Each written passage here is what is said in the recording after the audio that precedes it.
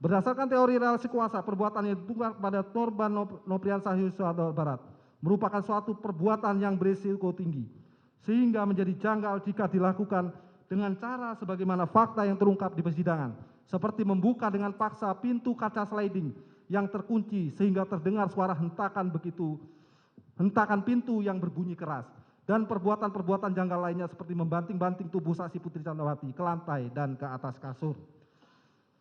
Adanya peristiwa yang janggal di mana korban kekerasan seksual atau pemerkosaan justru memanggil pelaku pemerkosaan untuk bertemu dengannya di kamar, tempat di awal perbuatan kekerasan seksual tersebut dilakukan, bahkan dalam durasi selama 10 menit, yang substansi pembicaraannya hanya sebatas untuk menyampaikan pesan dengan perkataan, "Saya mengampuni perbuatanmu yang keji terhadap saya, tapi saya minta kamu untuk resign." Sebagaimana kesesuaian pada keterangan saksi Putri Candrawati dan terdakwa Ricky Rijal Wibowo. J.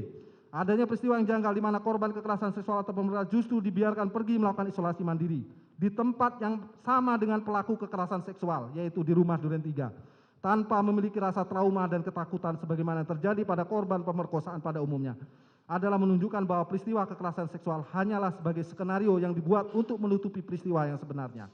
K. Tuduhan kekerasan seksual tidak didukung dengan alat bukti ilmiah seperti alat bukti visum et repertum sebagai pendapat Profesor Dr. Muhammad Mustofa.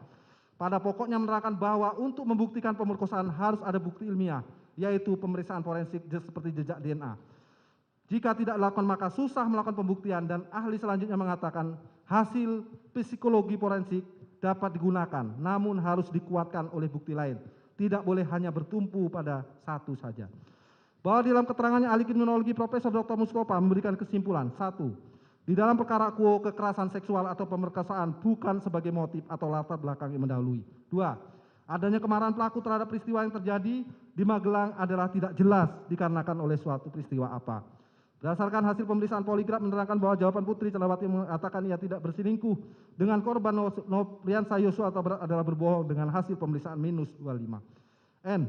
Bahwa apabila kekerasan seksual atau pemerkosaan bukan sebagai peristiwa sebenarnya, maka menjadi petunjuk kuat bahwa peristiwa kekerasan seksual atau pemerkosaan merupakan bagian dari skenario yang dibuat oleh saksi Putri Candrawati untuk menutupi peristiwa yang sebenarnya terjadi.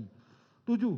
Bahwa sesuai fakta persidangan berdasarkan keterangan dari saksi Putri Candrawati menerangkan bahwa saksi Putri Candrawati merasa khawatir terhadap ancaman korban Nopriansah Yosua Huta Barat yang punya senjata api atau pistol. Sedangkan di rumah Magelang hanya ada 2 RT saja, yaitu saksi Kuat Maklum dan saksi Susi. Sehingga menyebabkan saksi Putri Candrawati kemudian memutuskan untuk menghubungi terdakwa Ricky Rijal Wibowo, namun ternyata tidak diangkat oleh terdakwa, sehingga kemudian saksi Putri Candrawati menghubungi Richard Eliezer Pudiang Lumiu yang sedang pergi ke sekolah Taruna Nusantara Magelang bersama dengan terdakwa Ricky Rijal Wibowo dan meminta mereka agar segera kembali ke rumah. 8. Bahwa sesuai fakta persidangan berdasarkan keterangan dari saksi Kuat Ma'ruf, Putri Candrawati, terdakwa Ricky Rijal Wibowo dan saksi Susi, yaitu setibanya di rumah Magelang, terdakwa Ricky Rijal Wibowo langsung naik ke atas lantai 2, menemui saksi Putri Candrawati bersama dengan saksi Kuat Ma'ruf, dan setelah keluar dari kamar saksi Putri Candrawati, lalu terdakwa Ricky Rijal Wibowo turun ke bawah lantai 1 dan bertemu dengan Richard Eliezer dan sempat menanyakan keberadaan korban Nopriansah Yosua Huta Barat.